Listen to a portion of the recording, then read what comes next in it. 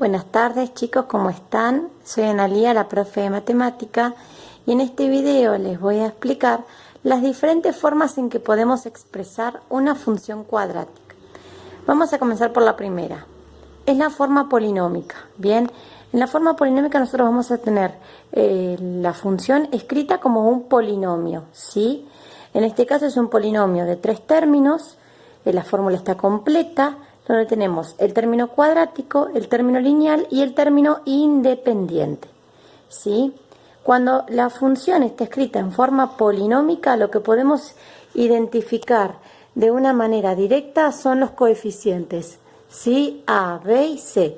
Eso es lo que podemos determinar cuando la función está escrita en forma polinómica. ¿Cuáles son los coeficientes? ¿Cuánto vale A? ¿Cuánto vale B? ¿Y cuánto vale C?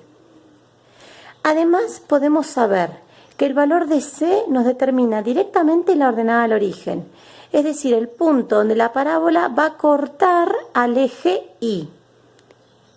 Y el coeficiente principal, es decir, el coeficiente del término cuadrático, A, nos va a determinar la concavidad de la parábola. Si A es positivo, o sea que es mayor a 0, las ramas de la parábola van a estar orientadas hacia arriba. Se dice que tiene concavidad positiva. Y si A es negativo, bien, es menor a 0, las ramas de la parábola van a tener concavidad negativa, es decir, que van a estar orientadas hacia abajo. Otras de las formas de expresar una función cuadrática es a través de la forma factorizada, ¿sí? ¿Por qué? Porque la escribimos con factores. Entonces, fíjense, está compuesta por 3 factores. El primero es el coeficiente principal, ¿bien?, que es el mismo valor que tiene A en la forma polinómica. Y se sigue conservando lo mismo. Si es positivo, las ramas de la parábola están orientadas hacia arriba, y si es negativo, están orientadas hacia abajo. Bien, bueno, en los dos restantes factores vamos a tener las raíces, ¿sí? Entonces, ¿cómo se escribe la forma factorizada? X menos el valor de una de las raíces reales por X menos el valor de la otra raíz real. X1 y X2, sí, son las raíces de la función cuadrática, es decir, los puntos donde la parábola corta al eje X. Si la parábola tiene 1 o 2 raíces reales, ¿sí?, se puede escribir de esta forma. Y por último tenemos la forma canónica, ¿sí? La forma canónica está compuesta por 2 términos.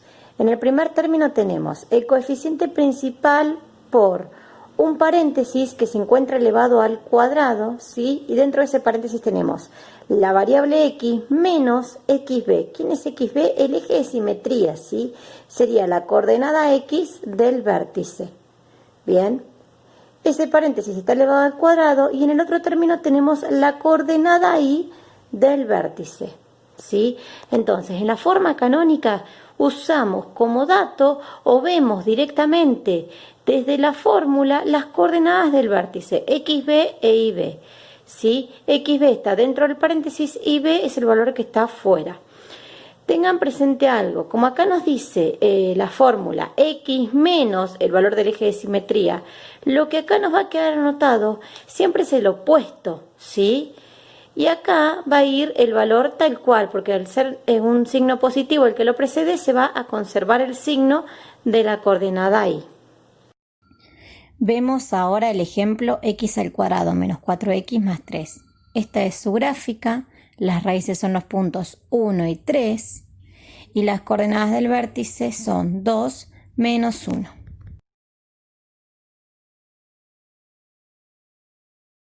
Vamos a ver a continuación el ejemplo que tenemos en la gráfica, ¿sí?, y que vimos en el trabajo práctico. Tenemos una función cuadrática dada en forma polinómica. A partir de esta función que está dada en forma polinómica, nosotros podemos identificar los coeficientes. A vale 1, B vale menos 4 y C vale 3. Bien. Teniendo los coeficientes, podemos aplicar la fórmula de Bhaskara o fórmula resolvente para hallar las raíces, bien, que son 1 y 3. Y una vez que tenemos las raíces, también podemos aplicar la fórmula para calcular el eje de simetría, que es 2, y a ese valor lo reemplazamos en la X de la fórmula y encontramos la coordenada Y del vértice. Entonces, teniendo como dato las raíces y el vértice, estamos en condiciones de escribir la forma factorizada y la forma canónica de la función cuadrática, ¿sí? Para la forma factorizada, ¿qué necesitamos conocer? Necesitamos el coeficiente principal, una raíz y la otra raíz, ¿sí? Entonces, vamos a empezar escribiendo f de x igual a A, que es el coeficiente principal. Como es 1, en este caso no se escribe. ¿Por qué? Porque el 1 es elemento neutro para la multiplicación, ¿sí? Entonces, tener un 1 acá multiplicando delante del paréntesis no afecta, por lo tanto no se escribe. Si fuera cualquier otro valor o si fuera negativo, sí es necesario escribirlo, ¿sí? Entonces ahora continuamos. X menos x1. x1 es una de las raíces, entonces vamos a escribir 1 por x menos x2. ¿Quién es x2? La otra raíz, ¿sí? 3. Entonces acá vamos a escribir x menos 3. De esta manera nos queda escrita la forma factorizada de esta función, ¿sí? Conocimos o calculamos las raíces aplicando la fórmula de Bhaskara y luego reemplazamos por los valores que corresponden. Fíjense que dentro del paréntesis quedan los números opuestos de las raíces reales. Ahora vamos a escribir la forma canónica de esta misma función cuadrática, ¿sí? Para esto necesitamos conocer el coeficiente principal y las dos coordenadas del vértice, X e Y, ¿sí? Entonces, vamos a empezar. Como sabemos que el vértice es 2 y menos 1, XB vale 2. Bien, e YB vale menos 1. Y A, que es el coeficiente principal, vale 1, porque es el mismo valor, ¿sí?, que tiene la forma polinómica. Entonces vamos a comenzar escribiendo f de x igual a, recuerden que hoy dijimos que como el 1 es elemento neutro para la multiplicación, ¿sí?, no se escribe. Y ahora empezamos. Abrimos paréntesis, x menos xb. ¿Cuánto vale la coordenada x? 2, ¿sí? Entonces reemplazamos por ese valor. Elevado al cuadrado. Y ahora la coordenada y del vértice se escribe tal cual está. ¿Por qué? Porque como está precedida por un signo más, ¿sí?, no afecta a este signo. Entonces directamente escribimos menos 1. Y de esta manera nos queda escrita la forma canónica, ¿sí?, de esta función. Recuerden que las coordenadas del vértice se hallaron. El eje de simetría, aplicando la formulita correspondiente, menos b sobre 2 por a, ¿sí?